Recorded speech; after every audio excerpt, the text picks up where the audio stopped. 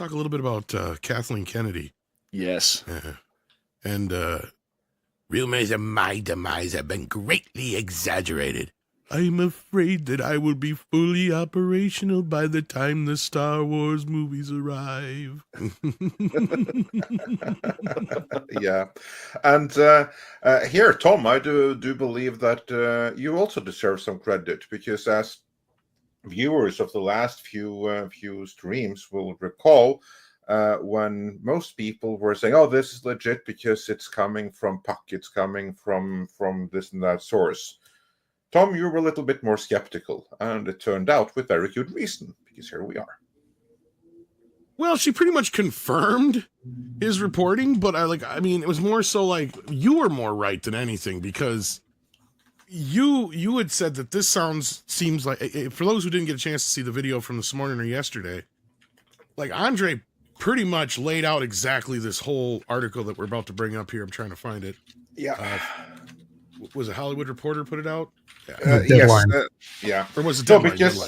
Just to recapture, because early in the get week, us up to speed. Early in the week, we had this scoop from Puck, from Matthew Belloni, that said Kathleen Kennedy was out, and all of the trades ran with it because it was Matthew Belloni. And then suddenly we had this counter story from CNN saying, "Nah, not so fast, she ain't going anywhere." It was based on that I did the video that we put up yesterday or a day and a half ago, where basically I painted a scenario of what I thought happened, which was basically, the initial scoop would have been entirely on the money, but it wasn't supposed to get out just yet. This is something they probably were supposed to announce at Star Wars Celebration, and then they wouldn't announce that she was retiring. Oh, no. They would announce, here's the new head of Lucasfilm, but don't you worry, Kathleen Kennedy is the greatest producer of all time, and she's still going to be here. She's just taking a more active producerial role and less administrative, and that is how they would spin it. And then all of the trades would be filled with articles celebrating Kathleen Kennedy. That was the picture that I painted, because to me it was very obvious that is how it had to play out. And then we get this story from Deadline Hollywood coming out yesterday, a day after we did that video, which basically, between the lines, confirms that, yep, that's exactly how it played out. And because this article is very much so framed like a hit piece against Matthew Belloni and Puck for how dare they speak ill of Kathleen Kennedy, for she is indeed Hollywood royalty, and she doesn't deserve to be treated like a piñata beaten around, no matter how much she may have screwed around. We're not supposed to talk around that. Andre's not even exexaggerating. These are actual terms that I think were used in the article. Yes, it's a term. Like, basically, she doesn't deserve this. Yeah, this guy could tell you what Kathleen Kennedy's asshole tastes like. Yeah. What she does deserve, though, and this was the most unbelievable thing in this article, she does deserve to get to set her own narrative and decide exactly how things are to be framed. And Hollywood, it's been so rough in Hollywood. It's been strikes. It's been wildfires. We can't attack Hollywood royalty in a time like this. Come on, pleb, do better. Celebrate the royalty. That's literally what this article says. Oh yeah, and this just goes on and on. Like I think she spoke more in this than she has in any other interview since she first got the job at Lucasfilm. Right? Because this is a long ass interview, and it is full. Basically, as Six was reading it last night, I'm like, objection, leading the witness, like through the whole fucking thing. What I will say is that this is the most softball interview I've seen since Jen Psaki interviewing Biden. Yeah. She's set up to basically suck her own dick that she doesn't have through the entire interview and set the record straight, which is exactly what we were told, only like Andre said, it wasn't framed in their narrative in a way that makes Kathleen Kennedy look good. And you can tell she was probably very upset at the reaction to her this leak, right? And that's another thing, if this got leaked out ahead of time like it wasn't supposed to. I think this sounds like a Deadline got a little bit of a payment from Disney too. to clean up this mess. This reeks. If I haven't had the chance to read this article yet myself, but from the description, it sounds like it reeks of PR management. Oh, for sure, definitely. The Deadline is being complicit in right now. Yeah, and also we know that there's a relationship between Lucasfilm and Deadline Hollywood, and the reason that we know that is almost all of these movies that never happen, that don't get formally announced, but that get soft announced by way of leaks, and Deadline Hollywood has learned from sources within blah blah blah. It's all Deadline Hollywood. It's their go-to thing for trying to get like messages out there. I'm sure that every time there is some kind of like heat inside Disney, that's when we get like some new announcement. Most recent one being this movie that Ryan Gosling is circling. It's nowhere near ready to be announced, but still, Deadline Hollywood, who else was able to mention it, and they'll also bring it up again in this very write-up right here. No. Kathleen Kennedy, she's going to be here for years on end, and she's working on this most recent project that hasn't been officially announced anywhere, but we wrote about it, so it's real. She's the skid mark that won't come out. Pretty much. I just love the Emperor's New Clothes aspect of this, where the delay between the initial scoop and the response, as Andre pointed out in the video, left the news media having to say, yeah, well, her time there's kind of sucked. And then all of a sudden you get this guy coming in trying to gaslight everybody. No, really no. All that stuff you've been saying all along, all last couple of days about her legacy being terrible and like you failed this. No, really. She's great. She's a great guy. She's great. It's Remember, worse she's than great. that, Scribe. It's more like, how dare you? Like, that's the tone this article has. Oh, yeah. It's like, And how during the fires, dare no less. you? Yeah. Oh yeah, How no. could you? This guy's laying at her feet as her personal little footrest. No, it's funny. The thing that I really don't understand, I haven't understood for years now. This reminds me as a recent example. So for those of you who are Warhammer 40K fans out there, there was a brief day or two where there was a rumor that, they reversed the whole thing where they're going to make female space marines, and everybody cheered, yay! All the fans went, yay! Thank goodness. And then they came back and said, no. That's still a thing. And everybody went, oh. And the reaction showed that there's a fan base that actually wants something to happen, that they'd be excited if something were to change. And then they reversed themselves. The people who actually pay her salary, the shareholders, Iger and everybody, have they not learned to listen to their customer base yet at all? When they see a reaction like this, it shouldn't be, no, Kathy, you're not going to say you're not retiring. We'll find a way for you out, because obviously people want you to go. This would actually give a boost to the franchise if you went away for the hardcore fan base. That logic seems to just completely escape them. Yeah, This is an exact quote. Yes, what you see on screen right now, I'll read it for those who are only listening. Here is an exact quote from this article. And this is Mike Fleming addressing the person who's being taken down here, namely Matthew Belloni of Puck, saying, sorry, Matt, the woman is a first ballot Hall of Famer, not someone who deserves to be batted around like a piñata. She also deserves to own her own narrative. She just deserves it. This is What a were you matter about to of, say, Brandon? yeah, she's entitled to all of the accolades. So yeah, Brandon, I know that you're not too familiar with the article, but I'm sure you've seen the story, and doesn't this? I'm sure like, you must have here's the seen funny something part. similar. I don't even have to read the article to know what's being said. Exactly. It's because, like, if you've seen one PR stop the damage article, you've pretty much seen them all, especially when it comes from either one of two places, Hollywood executives or politicians. It's always the same. And this it absolutely reeks of panic from Disney executives, panic from Lucasfilm executives. That's exactly what's happening here. They saw the reaction, just as you guys said. They saw the reaction to the rumor, the report that Kathleen Kennedy was on her way out the door. And Curtis Shaw, I believe, was the chatter. I just lost the chat, the guy who said it, but said that Disney stock, I don't know if this is confirmed. Someone confirm this? Disney stock went up 3% on the news that Kathleen Kennedy was out. I was by the wondering end of the about that. I was meaning to look up and see if there was a stock reaction to the initial announcement or rumor. I wouldn't be Apparently surprised. 3% rise. Like that's got to be yeah, there it is. Yeah, Curtis Shaw said it. If that's true. I haven't confirmed it, but I mean if that's true, then damn.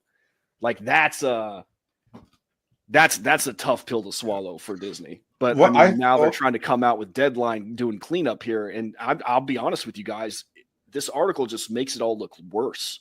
Mm-hmm. It makes them look even more elitist. How dare you say this?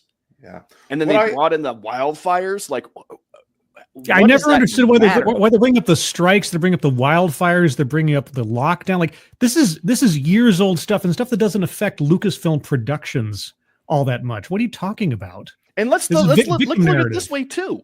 13 years. 13 years she's been in charge. Yeah. 5 films. The wildfires haven't been around for 13 years, have they? Well, 5 films and at least 2 or 3 streaming, or maybe you got Boba Fett, you got Ahsoka, you got the Mandalorian. The Mandalorian's probably the only feather in her cap for season 1 that you can give, and everything else. That was just Jon garbage. Favreau. Well, I know, yeah, no, she's bootstrapping off of other people's talent to a certain point and kicking them off. Yeah. But I can explain his quote about the wildfires. I have it right there. It's too big to put up on screen. But Brandon, of course, you'll recognize it from politics, because basically it's a call for unity. This is such a rough time. It's been of course they're the ones that say it's COVID. I don't say that. I say lockdowns, because in reality, when you look at the bigger scheme of things, it was the lockdowns that caused all the damage. Right. That's what I always put in there. So yeah, it was the lockdowns. It's been the strikes, and now it's the wildfires. It's been so rough for us in Hollywood. This is a time for unity. Now is not the time to ask question about the royalty and the aristocracy and your betters. Now it's time for you pleb to fall in line. That's basically the gist of what they're saying. Guys, just get excited for next product. Exactly. That's all it is. Yeah. Which Phantom product are we supposed to get excited about next? Taika Waititi's movie, Benioff and Weiss's trilogy, all of them. The Ray movie. The Ray movie, Yay! Sean Levy's movie. Ray rhymes with yay, scribe. Rogue One. They said that what's her name? I can't remember the director now, but like a year ago, they said that project was back on. Did they say it was back off again? Oh, you mean Rogue Squadron? Rogue Squadron. Yeah, Rogue Squadron. That wasn't mentioned at all. But what was mentioned is, I think they talked a little bit about Gilroy. And it almost sounds like there's a hint of that Gilroy's going to eventually do something too. Well, I mean, if Andor had come out as the first streaming series and Mandalorian season, I mean, Andor's not a bad show. It's actually well produced. It's and they actually bring that up. Like he does address that. Yeah, everybody loved Andor's, and Gilroy's been a part of the. Actually, that's where they're doing disinformation, because they're trying to sell Andor as a commercial hit when it was anything but. Right. And that's all the fault of the franchise being so damaged by everything else. Yeah, it's a good point. If it had come out first, it would have set a tone, and I don't think that's the tone that Kennedy wanted. Yeah. What I think is the most goofy, fascinating thing here, though, is that this, to me, it perfectly mirrors like this "emperor has no clothes" moment that we have seen elsewhere in politics this most recent year. Because to me, the most striking thing here was the moment that this story dropped, and all of the trades, they didn't have the pre-paid for press articles ready to go. They actually were forced to do genuine coverage, and they just had to write up what has happened with Lucasfilm under Kathleen Kennedy, and they tried to make up the pig as much as possible, or polished turd, or however you want to phrase it. But still, all of them were pretty clear. It's been a complete disaster. It's been a complete shit show. Lucasfilm is in ruins compared to what it was, and they can't cover that up. So it's Joe Biden competency is to Kathleen Kennedy talent, and everybody's trying to, as you say, put a shine on the turd and say, oh no, anybody who headline is KGP. Yeah, anybody who would question Kathleen Kennedy's brilliance is obviously just a right-wing troll who doesn't know what they're talking about. Anybody who would question Joe Biden's competence is obviously just some kind, et cetera, and so forth. Yeah, you're right. To make room on Mount Rushmore for him in that case, and her in the terms of Hollywood. I mean, that's and you know what else? You know what else? The Kathleen Kennedy isn't just known, like, or at least her tenure of Lucasfilm isn't just known for bad movies and shows. It is attacking the audience directly. Like, if the audience, because you bring up a really good solid point, you know, every time they release something and it receives backlash from the fans, the audience, or whatever, it's always the audience's fault that it's not received well. It's because we're racist. It's because we're sexist. It's because we're homophobic. It's this and that and this and that. And to be honest with you, disappearing, that whole entire shtick disappearing from Star Wars entirely, or Lucasfilm entirely, I think would actually go a long way in helping to recover the brand. But as it stands, they have trained us. Kennedy's Lucasfilm has trained us to expect them to attack us whenever they release something, and sometimes even preemptively. Because I think it was Obi-Wan. They, before it even came out, I think they had people telling, oh, well, the fans are racist. Fans are racist. You know, I like, what kind of move is that? What kind of tone does that set for an entire company? And we're supposed to be friendly with that?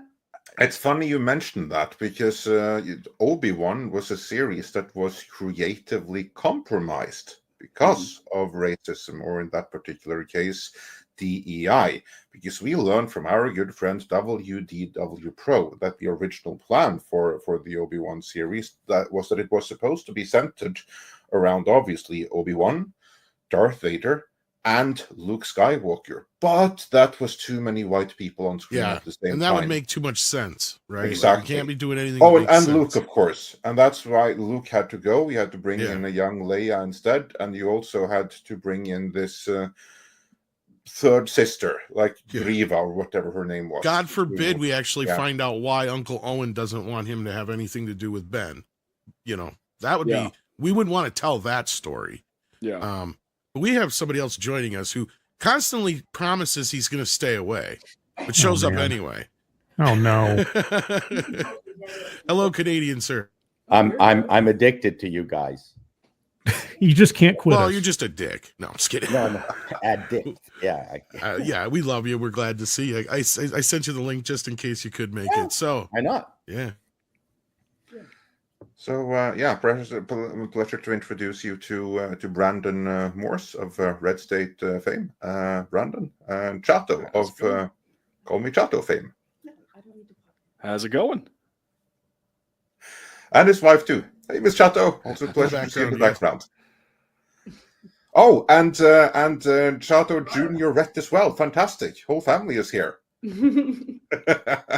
Brilliant. We get a cameo regardless. So so Paul, you're new to the table here. We're talking about Kathleen Kennedy's non-retirement, as she got really upset and had her buddy Matt Fleming over at Deadline put together this hit piece on Matt Belloni for her, telling him how wrong he was and how dare he go after the queen of cinema.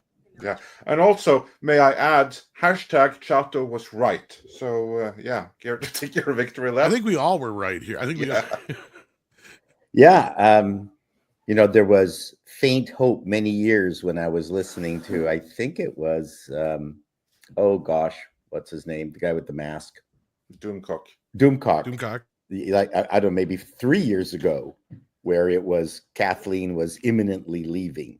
Well, in his defense, though, he did always stress rumor. But yeah. I just got tired of listening to the rumor. I wanted her gone. Yeah. And then I heard your piece this morning. That was great. Yeah. I mean, until she's gone, until the fat lady sings, she's going to stay. Now, I mean, I can absolutely see her staying out of spite. That's an interesting premise. I think that is the premise. That feeds into my tinfoil hat theory about Kathleen Kennedy. I like that. I like. I have a tinfoil hat. Believe it or not, it's a cowboy hat. No, my tinfoil hat. Oh, you want to see it? Oh no, I was just giving you a howdy since it's illegal to say that now. Oh, I thought you said. Oh, is it really? Yeah, my No, I tinfoil said hat. howdy. I like that though. It's actual tinfoil cowboy hat. I love Yeah, it. do you it have was made. leather chaps with that? They're No, also they're tinfoil. tinfoil. Yeah, very shiny. Backless chaps. Always Oh, nice. yeah, you just put those on and nothing else. It goes wild at the libertarian hangouts. It does. No, my tinfoil hat theory is actually that Kathleen Kennedy is destroying Star Wars Lucasfilm, I should say, on purpose. And I think, again, this is a total tinfoil hat theory, that there's bad blood between her and George Lucas and Steven Spielberg, because apparently there wasn't as much respect for Kathleen Kennedy as many people might think was between them. Now they say, well, George Lucas handpicked Kathleen Kennedy. Did he? Or was she exactly what Disney needed at the moment, and she was too well connected to not be handpicked? She was part of the deal. And Kathleen Kennedy, she introduced the Force is female, and all these pro-woman stories. DEI, Disney wanted that so bad for Star Wars and all those brands and stuff. And that's exactly what they needed at the moment, because ESG was in full swing. You had BlackRock and State Street and Vanguard and all these investment companies requiring these corporations that they owned a huge amount of stock in to have these policies, these DEI policies and whatnot. And Kathleen Kennedy was more than willing to be the person to fulfill that.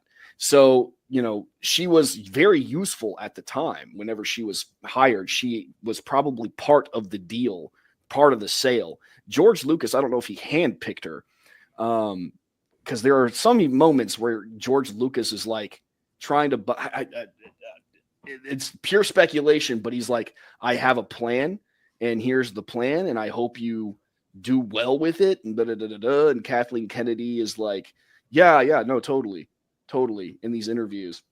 And then obviously she took George Lucas's plan, threw it out, and did her own thing. But I don't know. I think that there's some bad blood there, I think, like left over. And Kathleen Kennedy is making the same mistakes over and over and over again, not changing a thing, which either means she's very stupid or there's something there. There's tinfoil hat theory. Yeah, well, you got a lady that for her entire career has played, I wouldn't even say second fiddle, but in the shadow of much more talented and greater men. And she is a true blue dyed-in-the-wool feminist. And so when she gets handed something like this, she doesn't want anybody else telling her what to do. She can't be seen as capitulating to a man or a man's whims or anything else. So she throws out the expanded universe. She throws out George Lucas's deal. The Force is female, and she's going full bore with whatever she wants and her new writing group wants. Damn the consequences. If anybody has a problem with it, well, then you're just on the wrong side of history. And this is the result you get. And her ego, as we've been saying, her ego is what has put her in this position of, as Andre says, out of spite, she's staying. She's going to push forward on all these other projects just to tick people off because she thinks that's virtuous. She doesn't care. She's not playing with her money. So she can try to push forward and try to prove everybody wrong and make a name for herself, or try to, despite because every like we were talking before about monetizing your haters, right? This is her monetizing her haters in her own mind for her own ego. That's what she's doing. Yeah. Well, you got to keep in mind, she is somebody who's been in Hollywood for the better part of 50 years. She has never had to deal with this kind of vitriol before, right? Like, and this goes across the board for probably a lot of these movie stars, and probably why they react and act the way they do now.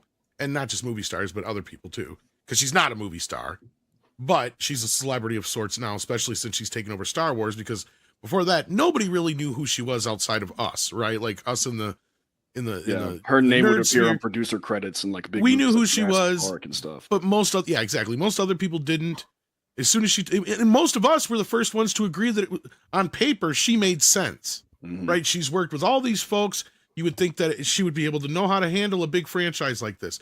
Nope. As we've learned, basically a monkey could have done her fucking job for the last 50 years.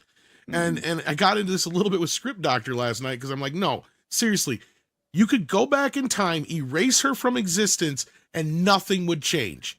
There's no point at any point in history where you go, if it wasn't for Kathleen Kennedy, Spielberg would have never made E.T. Or Spielberg would have never done this, or Zemeckis would have never done that. No, they still would have done it, whether it was Frank Marshall or somebody else there facilitating it. And she is not some super producer, but now she has so much power, she can make or break careers. She knows where the bodies are buried too, probably. Let me contest one thing that you said. Spielberg would not have the right ratio of sweet and low in his coffee if she wasn't around. You're not wrong. Did you guys hear the NPR interview with Steven Spielberg about her? Oh, yes. Oh, that's the one we've used a bunch of times where he talks about what a terrible secretary she is, right? Yeah. Yes. Absolutely. Yeah, she was a horrible secretary, and then she come up with the worst ideas. Instead of he gets the girl, maybe he gets the dog. I think that's her own the biggest contribution that she may have done is she may have said such stupid things uninvited that Spielberg may have been like, yeah, that was really lame, but that actually gives me another idea. Because that's the thing. Yeah, may have sent in a tailspin, and he may have come up with some ideas just from her stupidity. That I will grant that possibility. And Spielberg wasn't trying to throw her to the bus or anything like that. I think he was genuinely trying to tell a cute story about her. Oh yeah. But in that story, we learn a lot about her. Exactly. She sucks at her job. She interrupts people, and she thinks she's the boss. Her ideas are awful, and she doesn't know how to shut up. Yeah. And so creatively, she doesn't have a decent bone in her body. And I got into it with, I can't believe it, I actually found one Kathleen Kennedy stand online, and I'm like, I'm pretty sure it's either KK or Frankie, but I'm not sure yet. But I'm like, imagine being that person who's like, but she's done all these great things. It's like, yeah, she's done all these great things that she had absolutely nothing really to do with. Here, I have a theory. I'm wondering whether the script outlines that. You want the tinfoil hat? Yeah, I could use it. I have my own tinfoil, German tinfoil. And my thought is that I'm wondering whether the scripts or outlines or whatever state they... Okay, stop it, Siri. That Lucas handed off to Iger during the buyout. I could, in theory, think that if I'm Lucas and I have now set the blueprint for at least another 3 movies, and she has been relatively competent as long as she has no creative control over anything. Here's the 3 scripts. Do these 3 things. Lucas is happy. She succeeds because she's not really involved in the creative part of it. Mm-hmm. And everything kind of goes along, happy as Lucas might have wanted it to go. I think perhaps the unraveling of all this was discarding Lucas's contribution. You are right, and you know how that happened. Forward in the interim. That's my. We know exactly how that happened, because the person who discarded those plans and who really took an active part in shaping the disaster to come in The Force Awakens wrote a book about it where he bragged about it. His name is Bob Iger. Right. It was him. He was the one who made that call.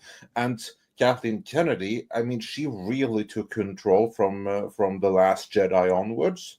But The Force Awakens, that was micromanaged by Bob Iger. And the biggest thing that Kennedy did there was basically make sure that we get like a woman in there and some girl bossness. That was her big contribution, and she argued why that was a good thing. But beyond that, that was very much the Bob Iger show. Has it ever been explained why George Lucas would have made this agreement without having locked in his involvement in creative process, at least for the first 3 movies they produced? It's addressed in the Bob Iger book. He wanted that. Okay. George wanted that control. He wanted, and basically it was Bob thought that George was crazy for having the audacity of thinking that they were going to buy the car and yet still let George drive it. Like that's basically the way he explained it. Okay. And honestly, I'm not saying that what we got from what we got, I don't think would have been drastically different from what George was planning. Because if you go through his plans, there's a character that's just like Rey The big major difference is it starts out where Last Jedi kind of kicks off, only Luke actually trains her. That's the big difference. Like, Mhm. I mean, he's actually treated like an Obi-Wan character from my understanding, from what I've seen and heard. So like, other than that, it's pretty similar in that respect. Like there's this whole idea that Luke's been gone for years and this young girl Jedi sets out to find Luke Skywalker. That's basically the same kind of scenario that he had. All, like him being on this desert, or not desert planet, but this planet alone on this Jedi temple. All that comes from George Lucas's treatment, which is weird because they came up with a completely different story for the intro, and then they used some of what George came up with for the second film, and then they never had a whole plan to do anything with. And that's why I think when George complained, he wasn't complaining about the story. He was complaining about the fact that they just wanted a retro movie, right? Like that's what he said. He goes, they didn't bring any new vehicles or spaceships or any new technology to the table. And that's They didn't bring anything new to and that's the same thing Paul gripes about.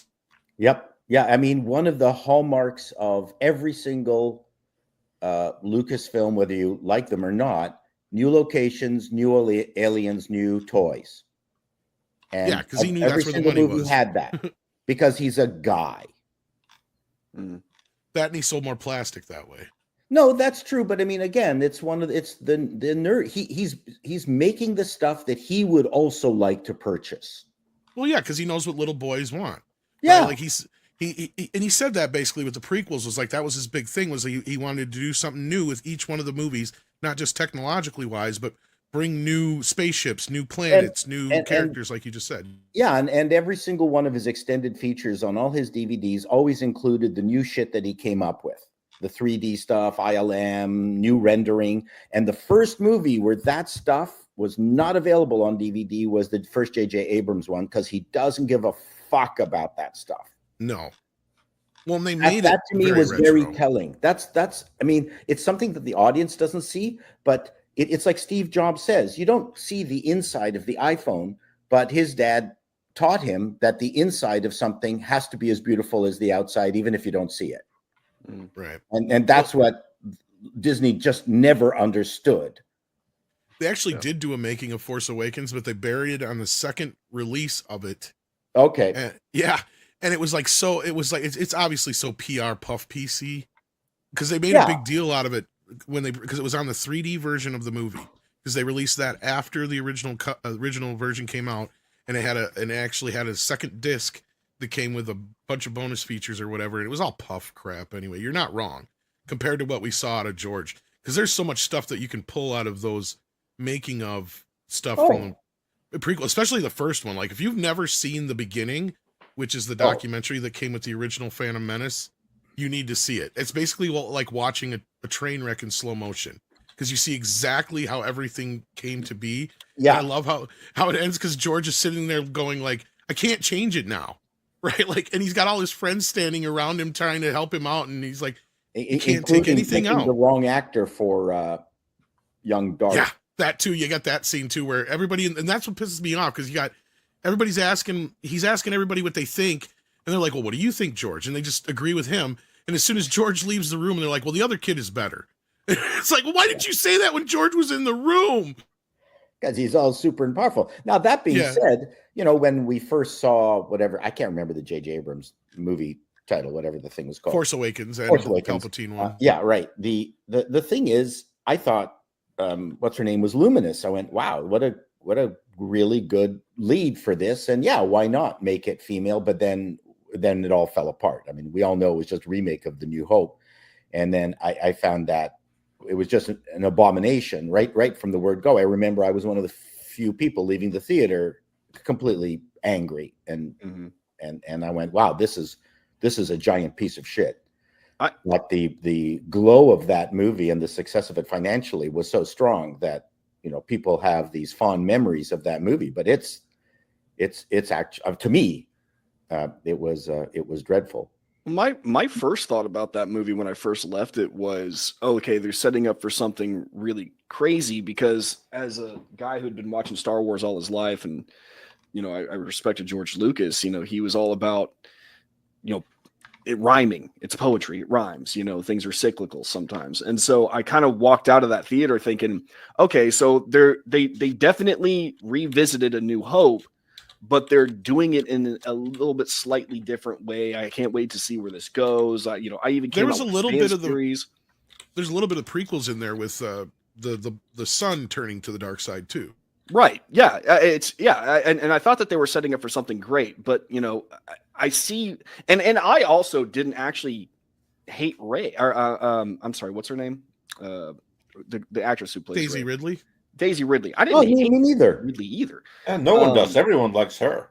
Yeah, I thought she kind of got the short end of the stick at her, but I mean, like, it's because of the times that we were in that they took Daisy Ridley, so they took Ray, and they turned her into an insufferable girl boss that no one really liked or could relate to. Like, no one can relate to a girl boss, not even women.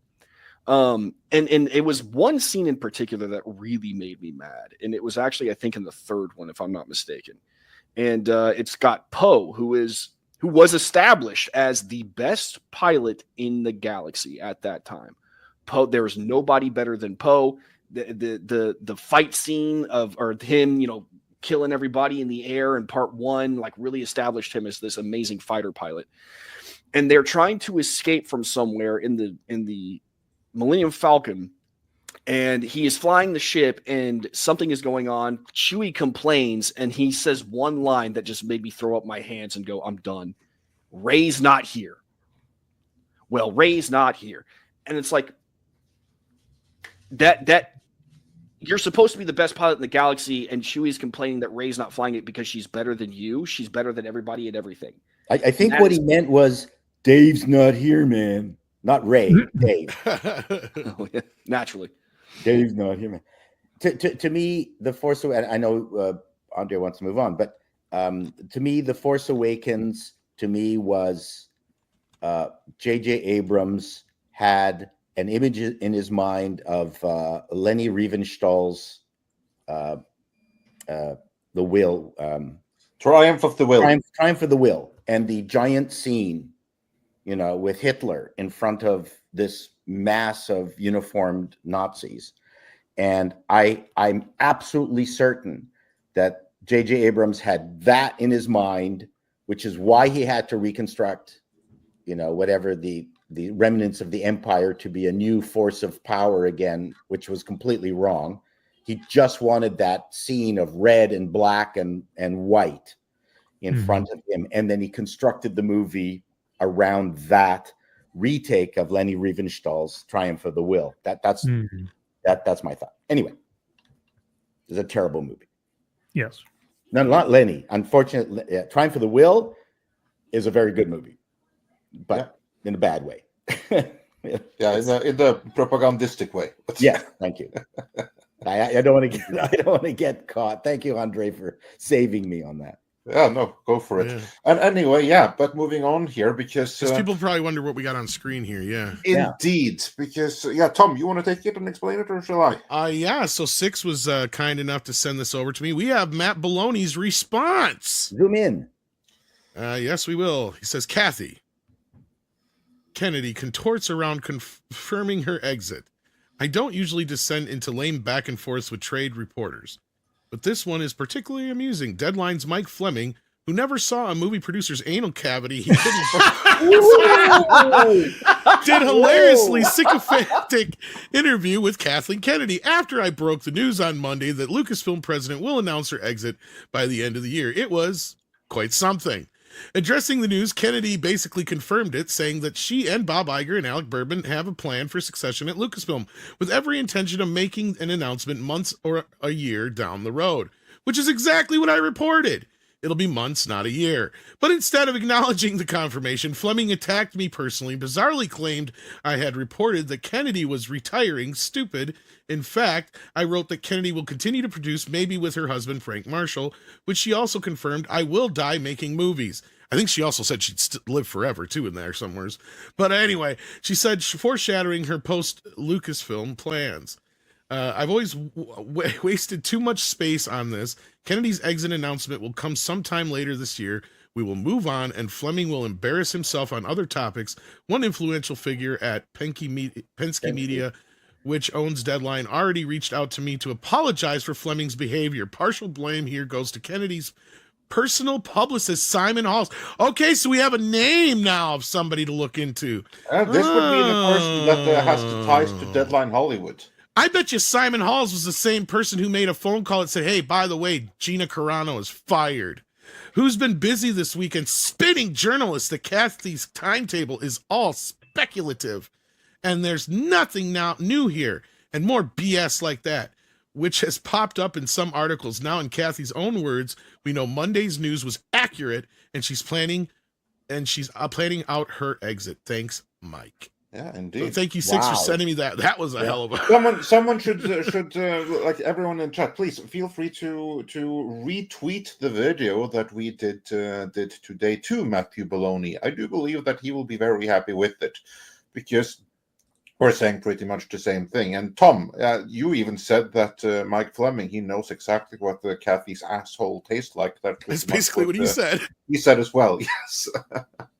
So then, okay. So let me get this straight. So victory for Kathleen right now is saying that no, I'm not leaving Tuesday. I'm leaving Thursday. Yes. Yeah. Am I correct? Yes. Yeah. Okay.